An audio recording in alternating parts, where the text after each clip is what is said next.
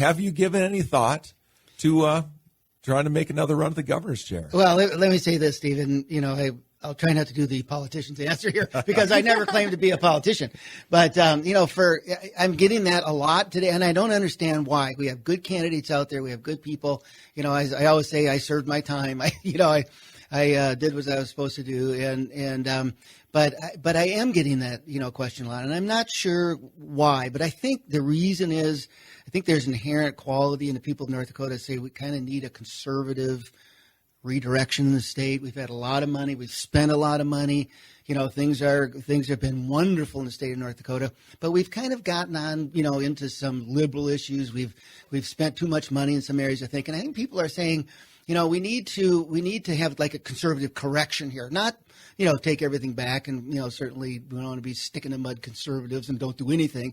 But the reality is we do need some corrections. And, I have a proven track record in that area. And I think that's why people ask. I used to talk to legislators and say, if you guys keep spending money like this, you're going to screw up the economy. And I'm going to have to come back and run, to fix it. We had a really bad economy.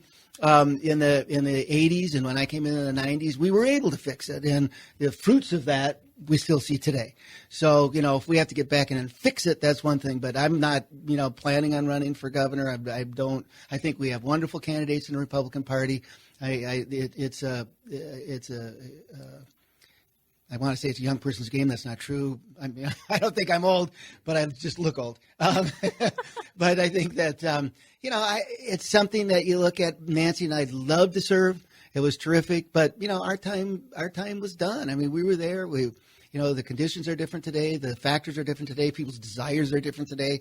And, we'll be there for help and counsel and guidance and support for the Republican candidates that are out there. But we have no plans on running for governor.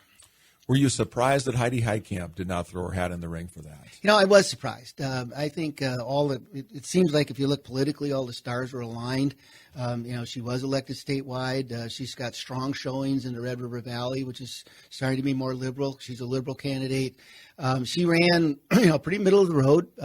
She's proven not to vote that way, but she ran in middle of the road where North Dakotans are, so she's accepted there, I think, and she could have run for governor, and if she would have lost, she still would have been a senator. All those things were in place, so I kind of was surprised that she's wanted to be governor. She ran for governor before. There's an element of she could be the first female governor in North Dakota. All those things, kind of lined up, and you say, boy, you'd think she'd go for it, but those are tough, difficult personal decisions, and she made the one that was right for her and her family, and I appreciate that she did so. You surprised that Governor Dalrymple didn't run for another, or isn't planning on running for another term? Having been in the seat, I'm not surprised. You realize the impact it has on your life and your family, and if you look at Governor Dalrymple, he's had an exemplary a record run here of public service. He was in the legislature. He was lieutenant governor for 10 years. He was governor now for 6 years. It just takes a huge amount. And you have to look at some point in time and say, where's the importance of my family? And that sounds, I don't mean to sound trite about it. You set aside your family.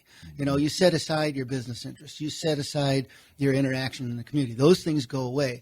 And so from the standpoint of saying, what about my personal life?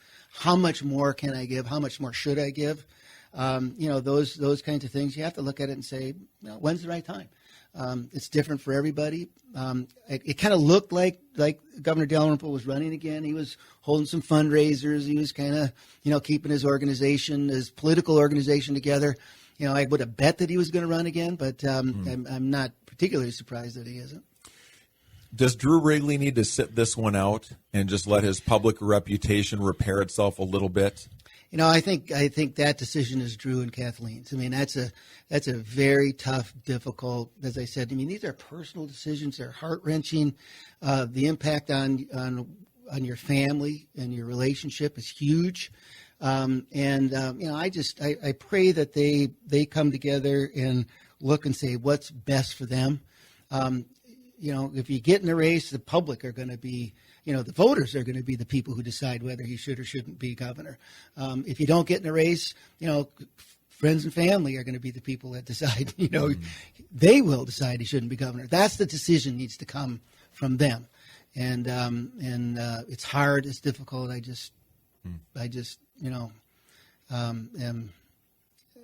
understand the magnitude of what they're going through, but should he or shouldn't he? That's squarely with Drew and Kathleen. Yeah, that's exactly what John Hoven said, too. I asked him the same question. I said, anything that we heard about what happened with Drew, should that mean that he sits this one out? He says, no, not necessarily, but that's their decision to make. It sounds like you feel the same way.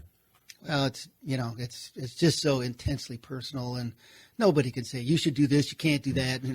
And they shouldn't, and they really shouldn't make that decision based on public polling or what people tell them to do, or we need you in the party, or these are personal decisions. If they decide to run, then the people are going to be the ones who decide whether they're governor or not.